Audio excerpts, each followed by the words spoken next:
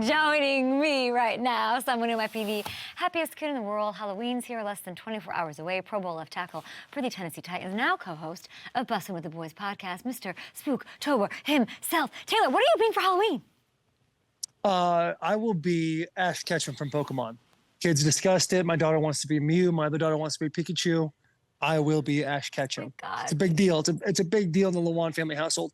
Bittersweet time, Kay. Bittersweet because, yep, Spooktober, the finale is right around the corner. However, once it's done, there's a whole another year to get to celebrate it again. It's the best time of year. Yeah, but you got turkey to look forward to a couple of weeks away. Yeah, I'm not a big Thanksgiving guy. I'm not, but I will give it its time, and I appreciate you bringing that up because it is the holiday season. I appreciate you appreciating me bringing it up. We're in the midst of week 8 action. We still got a game tonight. We got the Raiders, we got the Lions, we got a lot going on. So let's hit it, and let's go with another reason you should be in a good mood is that your Titans are at the top of the conversation here. We got to talk about this. First of all, the uniforms. Let's get into that. Your thoughts, my friend? I know, dude. I saw you in your last segment talking about Seattle, and they've got great uniforms. These uniforms. These are better. If I'm aiming, I don't know. Those are the number one uniforms in the NFL. If I'm Amy Adams Strunk, I'm calling the NFL right now, going, hey, go and cancel our uniforms now. This is what we're wearing from here on out. We're no longer the Tennessee Titans. We're the Tennessee Oilers, and we're wearing those things forever. And the boys got a big win. Remember, Kay, when I was here a week ago, we talked about 2 and 4. They're dead. They no longer have a pulse. All that stuff. Now we have a kid who's 23 years old throwing for 4 touchdowns against the Atlanta Falcons. I think we're going to be all right. I mean, 4 touchdowns, rookie Will Levis, that's who you're talking about. That's more than Tannehill's had all season. I know. I see what you're doing. I'm just putting my numbers. You do with them what you want, world. I'm just putting the numbers out there. Right. It was reported this morning that Levis is getting the start Thursday. What does that mean that it's already out there? It's already been announced. It's going to be him, Tannehill, recovering from a high ankle sprain, and we wish him all the best. Of course, we always do. Should Levis be the permanent starter at quarterback for the Titans? I think in this situation right now, after a game against the Falcons, who are not the best team in the whole entire NFL, he has a game like that. I got a bunch of texts from Nashville people. Oh, we're back. I'm back on Nashville. We're winning the Super Bowl. Let's just pump the brakes for a second. I know what I said a week ago. We need to see him do it again. Short week. It's a very, very difficult to prepare in the way that a quarterback has to prepare with only a couple of days off, coming off a big-time high. But if he shows that he can do it, then there is an obvious reason why Will Levis should be the starting quarterback from here on out, because Tannehill, I love Tannehill to death. That's my boy, but he's in the last year of his contract. There's a lot of money. Teams with players that are quarterbacks on rookie contracts are in a beautiful position because they're able to go get big-time players paying big-time money before you get that big cap hit when you're paying your quarterback. And if Will Levis can show you can do that on a consistent basis, then, brother, it's just business, and he needs to be the guy. He needs to be the guy from here on out. Now, what I'm interested in, Kay, is there a market for Ryan Tannehill before the 8 p.m. deadline tonight? That's the question. Talk to me. What do you got? I mean, if we're looking at things and I'm over here in a warehouse that is literally there's barely any decor anywhere. I don't know what I'm talking about, but if Kirk Cousins goes down and everybody I hear is comparing Kirk Cousins to Ryan Tannehill, and they're very similar players, and the Vikings like him, and they're willing to wait for Tannehill to get back on an ankle. Who's to say there's not some draft capital in the Titans for that? Who's to say? Because we don't have a defining feeling of what the Titans are going to become, but we do know that there's a glimmer of hope, and sometimes that's all you need to get it to the top. Why don't we? Okay, so FaceTime. Get your phone out. FaceTime Ryan Tannehill. See what you're hearing. Get Braves on the phone. I will. I'll FaceTime. I'll have to FaceTime. Let him know. Hey, you want to be a Viking, brother? I mean, it makes sense. It makes perfect sense after what happened yesterday. It might be kismet that happens and everybody's happy. Tannehill is your boy. What does Will Levis have that gives you confidence? What sets him apart from other quarterbacks? And sorry to ask you to compare him to Tannehill, but what does Will Levis have that you sort of see that sets him apart? Yeah, so I wouldn't compare him with Tannehill because they're completely different players. Tannehill's had 2 $100 million contracts. He's made Pro Bowls. He's a player that people have seen in this league for a long time, and he's done it at a very high level. I will say this about Will Levis is guy's had an absolute chip on his shoulder. He's got a unique personality. He's supposed to be a first-round draft pick, and then he ends up going, I think, the first or second pick in the second round. He is hurt in camp, or he's not really playing, and the coaches don't know what they have in Will Levis. Now, what I saw yesterday was he had obviously 4 touchdowns, which is phenomenal, but he had a lot of passes also that were either drops or just right there that were beautiful balls. But even between plays, the thing that I noticed between Will Levis and other rookie quarterbacks that I've played with in the past or I've seen in the past is there's a level of confidence that guy had. He sat in there, he had his arm around Derek because he's giving it. He's making checks at the line. He's calling who the mic is. When they bring the safety down, they roll the safeties. You see him, he's going can, take him to a run, flipping it or going to a pass. He did not make very many mistakes. There was one mistake I thought he made that could have been a massive mistake. He was checking it down to Chig, and the linebacker was kind of there, and it was a bad ball, and he was kind of dirting it anyway, but it almost got picked.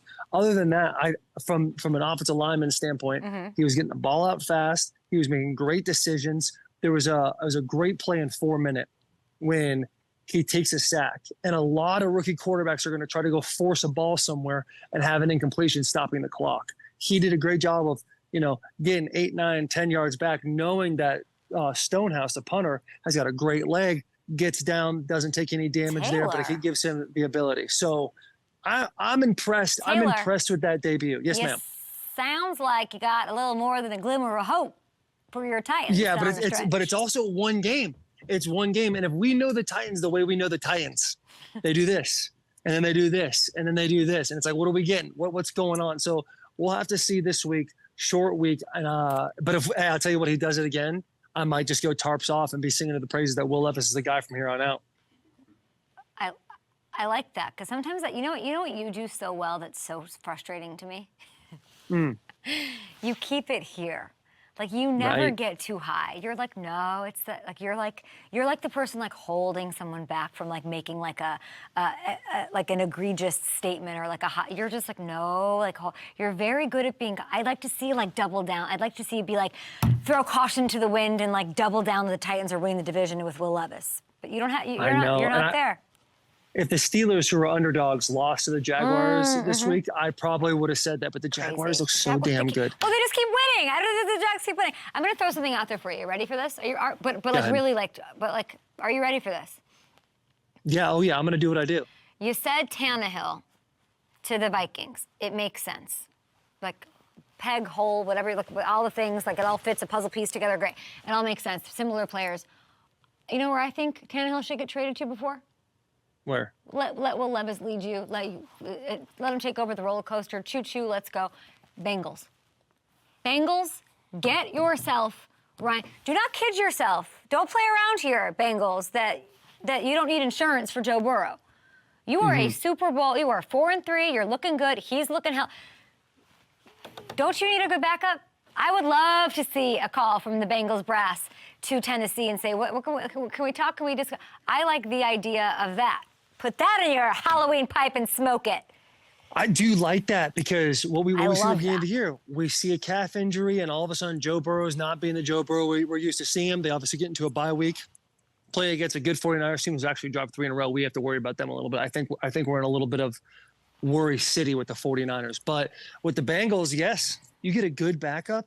A guy like Tannehill, who's a smart individual, who knows the game, is going to be able to walk in there and he's going to dish anywhere and win you a whole bunch of games. I think that's good. If we are playing we're trading Tannehill game right now, which I don't necessarily like because that is my boy. I was going to say, you're basically saying that Tannehill's a backup. That's what you're doing. That's the headline. Yeah. I like Tannehill to the Browns. They run a similar offense to the Titans. They love the outside zone scheme. They run the ball quite a bit. They have weapons on the outside. Tannehill would thrive in that offense. Once again, I need to be clear. I'm not saying Tannehill should be traded, but 100%. If I'm on this segment and that's what we're talking about, then that is the place that I think would be a nice spot also. I like it. Let's talk a little. I mean, so you're saying it's worry city for the Niners. You're not the kind of person who's like, they're fine. They need to get healthy. They got the bye week coming up. Worry city, huh? Well, I think if you had on any other team just Deebo Samuel, and Deebo Samuel is hurt, and Trent Williams, and he's hurt too, you'd be like, oh yeah, get him healthy. It is what it is. But you also you got George Kittle, you got CMC, you got Ayuk, you got so many studs out there. You should still be able to dish it and put the ball wherever you want. Let these boys go hog wild. I have, from a reliable source that I'm not going to tell you, told me back in January. Said this to me back in January. Brock Purdy's not the guy. He's not the guy. He's not as good as people think he is. How Put on the reliable? film, reliable in the sense that when these guys went down, he texted me and told me Brock Purdy's going to start throwing interceptions. He's not going to be doing as well. You know, everybody's just going to think it's Kittle. That's telling you. No, God, no. Kittle's like the nicest, That was my most thought, positive Kittle. individual. He would never. It was not a player for the 49ers. It was not a player. Please don't hack me. I've been hacked. I heard you got hacked. I know, on the Twitter, dude. You know what it was? Moscow, Russia. I got an email saying Moscow, Russia, logged into my account, and I was like, here I am being put in World War III. And then all of a sudden, all the accusations about Michigan came out. I thought they're just trying to get me. We-put my password in, and I got got. Taylor's living in a bunker under the thing. Hashtag Snowden. Oh, yeah. We love it. Okay, I want to ask you about, so the Niners, okay, but that's quite of an indictment. But I will say, I mean, Purdy wasn't the one giving up 8 million yards yesterday. I know the defense that's a weird position too. You'd think they'd be doing a whole lot better. I don't know. I think the defense is going to be all right. They got the studs. They just got to figure it out a little bit. But I would, from what I've been told, this is not my opinion. Yeah. I would say we got to worry about Brock Purdy a little bit if I'm just being the messenger. A very reliable, because there's like the bussin' with the boys level reliable. Then there's like Up and Adams reliable. Then there's, then you work your way down to like, I was about to say political place. I'm not doing that. No. Not reliable. So like where on the reliability scale do you put this source? Based on the scale you gave me, I would go between Up and Adams and Bussin'. Wow. And so it's a reliable source. Now, things can change. Maybe the boy starts playing a whole lot better, and I hope he does.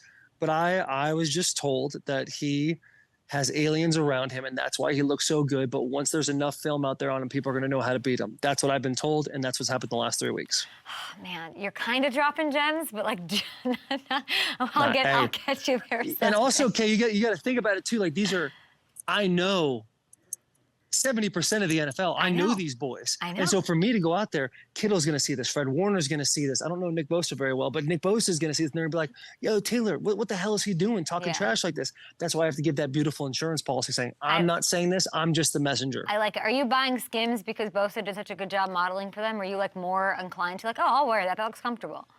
No, because I don't look like Nick Bosa. I don't think anybody in the world does, except for G.I. Joe action figures back in the early 2000s. There's no way.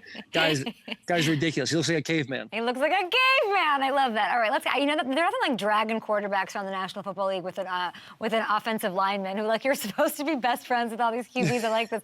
Listen, 5 starting quarterbacks went down with injuries yesterday. You mentioned Kirk Cousins. He's got that going on. So let's, we obviously should get into that, but let's not get into that because we just did. Instead, I want to take we already covered the Kirk Cousins portion of the program. Let's not even do that. Instead, I want to talk to you about Jets-Giants. There was this really fun moment. I asked Hamilton to pull. I don't know if you saw it. It was Dexter Lawrence, who I love. I think he's great. Dexter Lawrence walking into the stadium like alongside Zach Wilson. Did you see this? No, I didn't. So we can play this a couple of times. They're walking in, and it's so funny because Dexter's just walking like that's like a shark, and then like Zach Wilson sort of like slows down. Look at his face. He's like, oh my God, don't notice me. He's like a little fish, like, don't eat me. Just keep swimming, just keep swimming. This is so awkward. I love it. That is one of those deals. They probably don't talk at all. Zach Wilson plays a good game. Yeah, defensive lineman and a quarterback. I don't know about that. Dexter Lawrence is a stud. He's an absolute unit in the middle.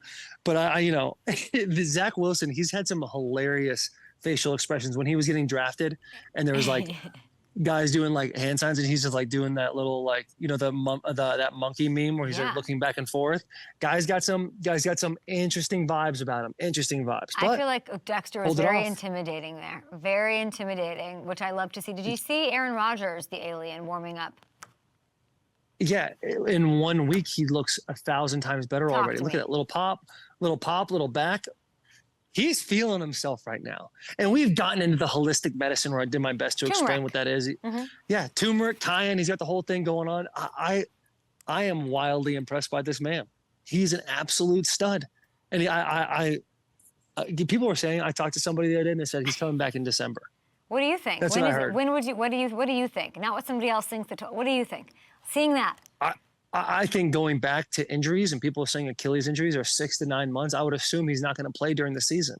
If he comes out and plays, that's one thing. If he plays and he can stay healthy and he can be the Aaron Rodgers we all know and love, that is where we are literally throwing out the medical book on everything, right? And we're doing, hey, what'd you do? Who'd you talk to? And that is now our spokesman for all medical stuff. They won, right? The Jets won this game. Yeah. So can they, overtime.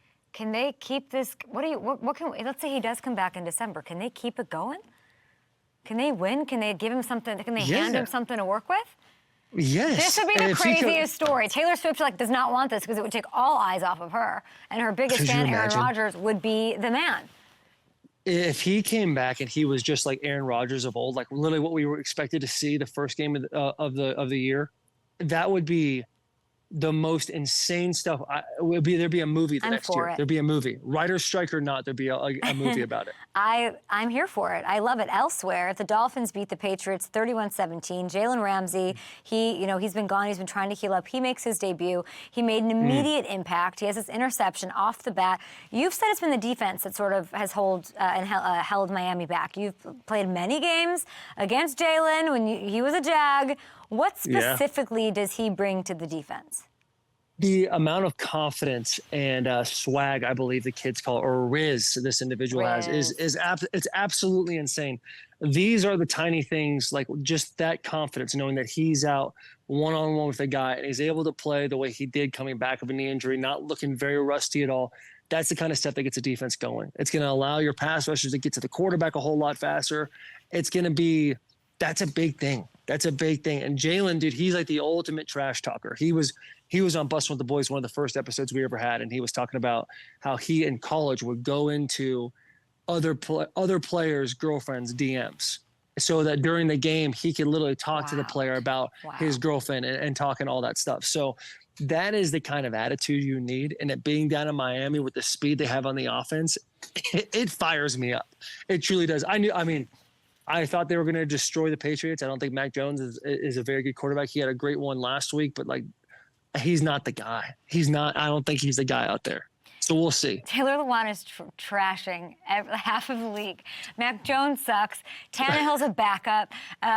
No, that doesn't. We don't know if we believe in Will Levis. We kind of believe in Will Levis. Like Aaron Rodgers is an alien. Like I guess Aaron Rodgers is the one that you like, but I feel like Zach Wilson has weird things that happen to him. Like you just don't like quarterbacks anymore. He's got a weird deal. I'm just, you know what, Kay, the farther you get more and more removed from it, the more comfortable you feel about saying some stuff. I feel you. I mean, not George Kittle. George Kittle's telling you all sorts of stuff about Brock Purdy. Anyway. No, don't do that.